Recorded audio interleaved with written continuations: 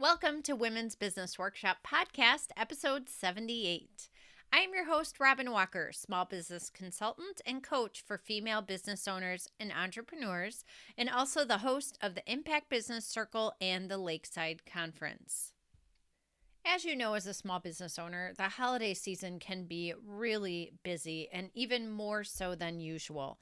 Our holiday to-do lists seem to multiply for the months of November and December. There's a lot of things that you may not even be thinking about that you need to get done to prep your business so that you can take time off. And we all know how important taking that time off is.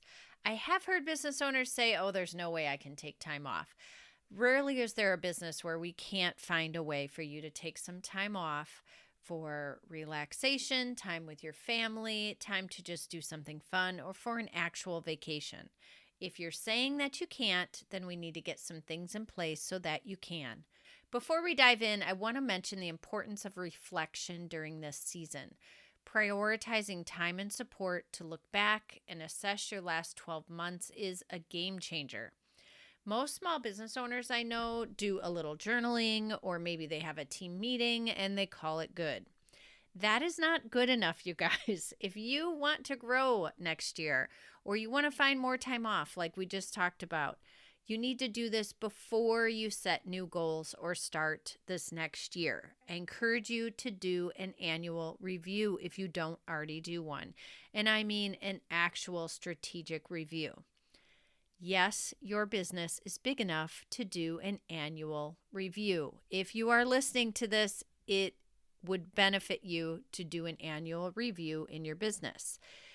And because I think it is so important to do this now, not wait until January or further in the year, I'm offering you $100 off any VIP coaching day or any single sessions for the month of November. We can do reflections on this current year before it's over. Yes, you can do that. Or we can take a look at what's happening right now, just to better plan for next year. I've been doing annual reflections, reviews, and New Year goal setting with clients for years. Trust me, I've got the workbook. Let's work together and save you some time Googling. Go to womensbusinessworkshop.com/coaching for more information and to book a session. That discount is going to already be waiting for you in your cart. So let's work together so we can set you up for a better year next year. Today's episode, we're going to talk about how to take time off for the holiday season. And then later in the show, we're going to talk about what tasks you may be overlooking that you need to do to get your business prepped for the season. Impact Business Circle members, your digital checklist for this list of tasks plus more is in the online resource hub. So, how many vacation days do you give yourself for November and December, or just in the year in general? I'm going to have a post on our Instagram account to ask you how many you end up taking for the year. If you're not sure, go back and look. Sometimes it can be very enlightening to see. So here's a question for you. Do you give yourself as many days off or as much vacation time as you got when you worked for someone else? Most business owners would probably say no.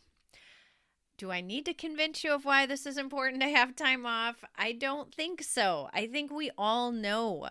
One of the benefits of running the show is that you get to pick your hours and time off. Not your clients, not your customers. You get to pick.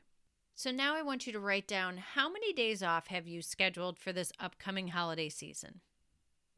Show of hands, how many zeros do we have written down? Okay, let's try this differently. Write down how many days you want to take off. And I mean really check out days, like you are off the clock. How about picture this? A whole day off, home alone, to watch holiday movies and wrap gifts and eat pie. I personally was raised with that being called a mental health day. If you don't schedule it, my friend, it will not happen. A dear friend from college and we meet at a local mall once a year before the holidays. It actually started when we had very young babies. I think we each had maybe only one child at the time when we first started. Now we each have 3 kids. They're all teenagers young adults, and we still try to meet once a year in November or December. Long ago, we abandoned actually shopping on this trip. We really just want to talk and catch up. So we now move from coffee shop to restaurant throughout the day, and we just talk and catch up. And I feel so uplifted and refreshed. I don't check my email all day. It is truly a blessing of a day. But for both of us to coordinate our schedules and find a full day that both of us don't have any prior commitments is pretty tough. So we have to do this ahead of time and be intentional about keeping that day free and not allowing anything to take over that day or make it on our calendars. So you may be asking, how do I make this happen, Robin? That sounds lovely. Okay, so first step, let's look at your calendar for November and December. If you're driving, maybe pause and come back to this. Where is there time you can block off, and block it off now? I encourage you to try to find a couple of full days. I would look at what can be moved or switched with the least resistance so that you can make room for full days off. Half days are fine too, and sometimes are great. But often I find that you end up rushing through whatever thing it is because you have another commitment later in the day. And to me, that's not really a day off. That's not a day in your sweats. I'm talking a day where you don't have to do hair and makeup and you can really just check out and do something you really want to do. Once you've chosen those days, I want you to celebrate that you have the control in your life and work to be able to do this because many can't. So make sure you pick your days in November or December that you want to take off. Second step, taking time off does require setting some boundaries. So first, I always say, what do you want this time to look like? Do you want to really, truly be checking out where no one is contacting you and you're not checking your email and you are really, really out for the day? Or is this the kind of day that in an emergency, they can still contact you? Or what are the boundaries? What are the parameters? Start with what you want it to look like, not what you feel like it has to look like, but what do you want it to look like? And then let's make that happen. Make sure your team, your staff, your clients, they know what is the chain of command when you're gone. And now a vacation might be different from a regular day off. There might be days where you're working from home and your staff, it's perfectly fine for them to contact you. It's different if you're on a beach and you really need the mental break from your business. On that mall day, I tell my kids to contact their dad if they need something. Obviously, if there's an emergency, I'm available. But for all those little texts and little things, I usually delegate them to someone else if it's a day I truly want to check out and I want to be off. So that includes what can make it onto this day and what cannot.